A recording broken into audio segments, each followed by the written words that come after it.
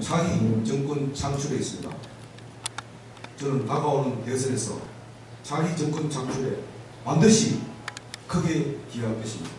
왜냐하면 차기 정권은 박근혜 대통령의 개혁 정신을 이어받아 대한민국을 한 차원 더 높은 단계로 도약시켜야 되기 때문입니다. 또한 차기 정권은 박근혜 정부의 한반도 신뢰 프로세스를 바탕으로 반드시 자유민주 체제로 통일가업을 완수시켜야 하기 때문입니다.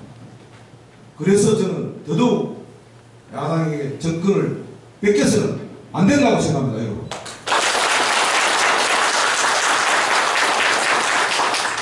차기 정권 창출을 위해서 저는 반드시 제 역할을 하겠습니다. 여러분, 저를 믿어주십시오. 국민 시민 여러분, 금년은 대한민국이 그 언제보다도 대내외적으로 우리에게 결코 유리하지 않은 환경이 될 것으로 예상됩니다. 북한은 연이은 핵심이 한반도를 긴장시키고 있습니다. 특히 세계 경제 역시 저성장으로 인해 내수는 물론 수출에도 많은 어려움이 따를 것으로 예상됩니다. 그러나 대한민국이 여러분 어떤 나라입니까? 대한민국은 국난 앞에서도 주저하지 않고 당당하게 국민과 정부가 호전일치되어서 굳건하게 어려운 상황을 잘 극복해 왔습니다. 우리는 반드시 이 위기를 극복할 것입니다. 국민 시민 여러분, 힘내십시오. 두려워하지 마십시오. 저 허성과 여러분이 희망이 되어서 위기의 중심에 서겠습니다. 그리고 여러분과 함께 이 위기를 당당하게 극복하겠습니다. 저 허성과 함께하면 반드시 더 나은 국민, 더 나은 대한민국을 만들 수 있습니다. 국민 시민 여러분, 제 인물 허성웅에게 희망을 걸어주십시오. 반드시 해내겠습니다. 감사합니다.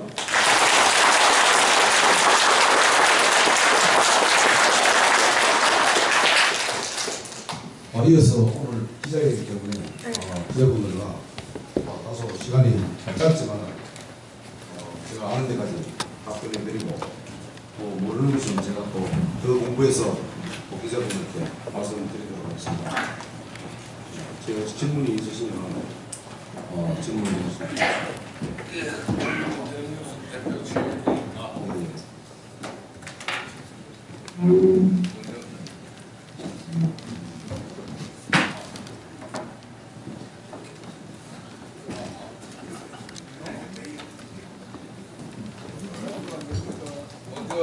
오늘 출마하심을 축하드리고요. 네, 감사합니다. 몇 가지만 드리겠습니다. 방금 그 기자회견을 통해서 기업은 이윤에 따라 움직인다 했는데 조성호 후보님께서는 LG 삼성이 떠나는 것을 최대한 늦추겠다고 했습니다. 그러나 결국은 조성호 후보님께서는 LG 삼성이 국내에서 떠난다고 보시는지 그걸 말씀해 주시고요.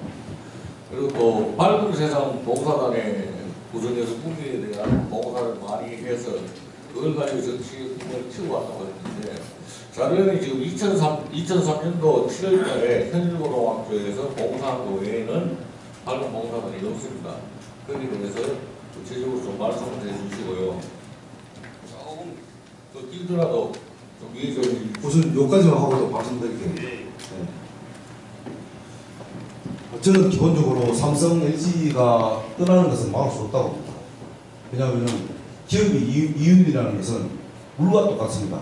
아무리 앞에서 뚝을 섰더라도 물은 흘러가게 되어 있습니다.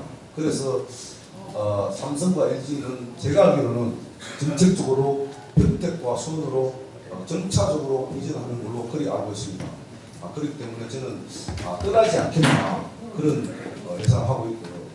그 다음에 그 늦추는 방법에 대해서 말씀하셨는데 저는 이게 가능하다고 봅니다. 왜냐하면 삼성과 LG는 다른 기업하고 다릅니다. 삼성과 LG의 모태는 구미에서 시작되었습니다. 박정희 대통령께서 구미 공단을 만들면서 삼성과 LG에 많은 혜택을 줬습니다. 그렇기 때문에 그러니까 삼성과 LG만 보면 국민을 쉽게 버릴 수는 없습니다. 다만 합리적으로 이 기업과의 대화할 때는 때를 써서는 되는 게 아닙니다. 합리적이고 체계적이고 타당한 이유가 있으면 삼성과 LG는 늦출 수밖에 없고 거기에 따르는 저희들한테 인센티브를 달라고 하고 또 떠날 이후에 그냥 떠나는 게 아니고 뭔가 좀 남겨놓고 떠나라고 우리가 요청을 할 수 있습니다. 그거는 왜냐하면 박정희 대통령으로부터 삼성 LG는 많은 신뢰를 받고 오늘의 삼성과 LG가 되었기 때문에 그 부분은 협상을 하면은 충분히 저는 가능하다고 봅니다. 그리고 발전소나 공사단을 뭐 600년 현일보다 했다는데 그 전 이후에도 계속 국민시 전 지역을 농촌 지역 우리 경로당 단을 계속 공사를 해왔습니다. 하는 도중에 고발건이 들어왔습니다. 한의사 쪽에서 이렇게 계속 다니니까 장사가 안 된다. 한의사 고발이 입혀서 이것도 뭐 상당히 일리가 있다. 또 여러 가지 또 문제도 있고 그래서 일단 잠정적으로 중단하였고요. 그 이름은 우리 그 회원들이 구미시에 등록을 해서 제가 알기로는 그분이 아마 저희 공사단 이름으로 등록해서 그분은 대통령 표창까지 받은 걸로 알고 있습니다. 그래서 그것을 다시 제가 환원을 하고 이렇게 과정을 겪고 그리고 여기까지 제가 말씀드리겠습니다. 다음 질문 드리겠습니다. 지난 19대 총선 출마 당시에는 공약이 9가지가 있었습니다. 네. 그 9가지 중 새마을 관리를 포함해서 박정희 대통령이 가나 예를 들어 박정희 구미시, 박정희 초중고등학교, 또 박정희 건설해서 5가지가 공약이 포함되어 있습니다. 박정희 대통령. 이번 출마 기자회견에서는 공약에 관해서는 박정희 관련이 많이 내재됐거든요. 아닙니다. 제가 지금 이제 정치권에서 사실은 지금 진박이다 친박이다 하다 못해 그럼 지금 오늘 지금 기자회견 중에서 하시겠다는 박정희 대통령 공약이 없어서 제가 묻는데 차후에는 나올 겁니까? 나옵니다. 예, 알겠습니다. 그거는 이제 요 안에다 지금 들어갔습니다. 또 묻겠습니다. 질문을 돌아가면 잠깐만 제가 조금 이해를 좀. 혼자 지금 하는 거 아니잖아요. 국민 경제가 지금 힘들고 무너지고 있다고 얘기를 했고요. 그런데 이제 후보님을 포함해서 지금 국민 출마 후보자들이 다 국민 경제가 어렵다고 말씀드렸습니다. 그런데 지금 시중 교류일 때나 상공에서 시중 교류일 때나 기자 간담회를 통해서 남부지 시장을 통해서 매년 선거 때마다 되풀이되는 행위다. 그런데 가열 국민 경제가 힘들어질 때 지난 4년간 후보들은 왜 했냐라고 질문을 했습니다. 노승 후보는 지난 4년간 뭐 했는지 좀 밝혀주시고요. 또 지난 19대 선거에서 본선에 출마하시면서 6명 후보 중에서 노승 후보님께서는 3.36%, 2,212표로 최하위를 기록했습니다. 낙선하시죠. 그런데 이번 20대 총선에서 노승호 후보님께서 31일 출마를 하시기 전에 본인을 포함해서 김탕희 위원장과 단독 여론조사를 했고 또 그 다음에 세 번째 이제 장석준 후보를 넣어서 여론조사를 했습니다. 그죠? 그래서 그 여론조사를 해서 발표를 했는데 거기에 대해서 경북 인터넷 뉴스가 언론까지 보완 내용에서 공정성 없는 여론조사 기사를 냈습니다. 그죠? 거기에 대해서 김병호 후보가 선관위 이의 신청을 했습니다. 거기에 대해서 본인의 생각은 어떤지 발표해 주시기 바라겠습니다. 잘 지적해 주셨습니다. 저는 4년 동안 방송을 하면서 박근혜 정부 정권 창출을 위해서 노력했습니다. 그거를 알려드리고요. 그리고 끊임없이 박근혜 정부가 성공할 수 있도록 방송에서 보수 패널에서 열심히 우리 제 본부장님께서 생각하는 이상으로 아침 저녁으로 피땀 흘리면서 발바닥 불나게 쫓아다녔습니다. 그리고 19대 총선에서 꼴찌 하셨다고 지적해주시니 정말 꼴찌했습니다. 그리고 저는 그때 그 표도 감지 듣기 하다고 생각했습니다. 왠지 아십니까? 제 표가 김태환 선배하고 전부 같이 묶여있기 때문에 그래도 그 표 얻은 것에 대해서 희망을 가졌습니다. 그리고 한 가지 제가 말씀드리겠습니다. 꼴찌는 1등을 못합니까? 꼴찌가 1등을 하면서 얼마나 노력하셨는지 생각해 본 적이 있습니다. 그걸로 제가 마치고요.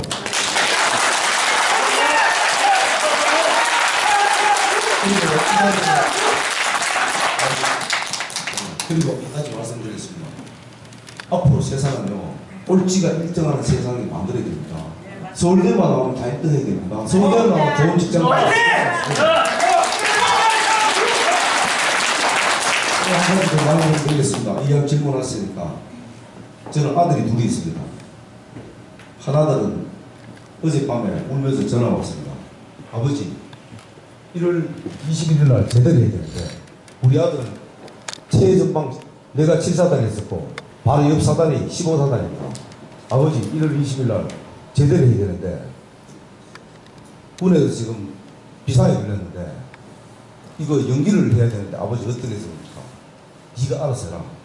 그래서 다시 전화 왔습니다. 3시간 있다가 아버지 10일만 군에 전역을 연기하겠습니다. 잘했다. 내 아들이다. 이렇게 말씀드렸고요. 그 애도 좋은 학교 안 다닙니다. 아주 평범한 대학교 다닙니다. 두 번째, 우리의 산업대학교 다니다가 캐나다로 가서 열심히 하고 돌아와서 걔도 명문대학 안 나왔습니다. 물론 캐나다에서는 국립대학에서 최고 국립대학에 다녔습니다만 그래도 한국에서는 좋은 대학을 못 나왔습니다. 그럼에도 불구하고 한국에 돌아와서 세계 최고의 기업인 구글에서 다녔고요. 지금은 그것도 부족해서 BCG라고, 여러분 BCG라고 들어본 거예요. 베닌 컴퍼니 컨설팅 회사라고 세계에서 가장 어긋나는데요.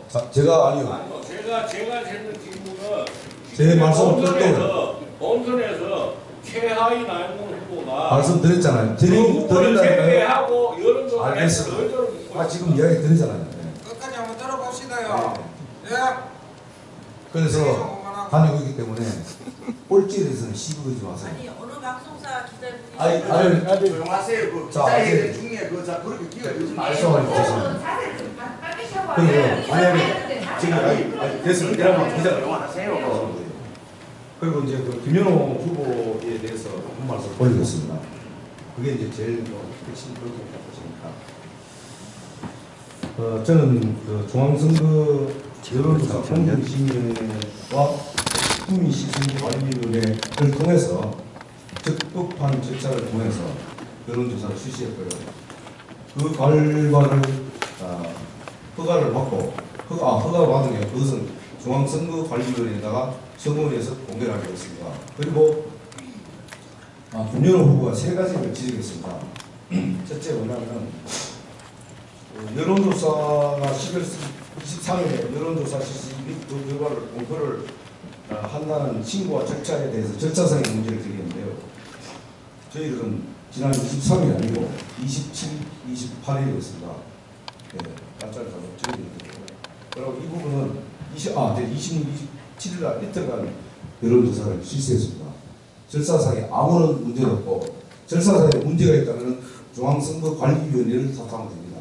두 번째, 12월 30일 날 조사기관인 RM 리서치가 중앙선거 여론조사 공정 심의회 조사 결과를 등록하였고 저는 또 12월 23일에 적법한 절차에 따라 여론조사 개요하고 결과에 대한 보도를 언론에 배포했습니다.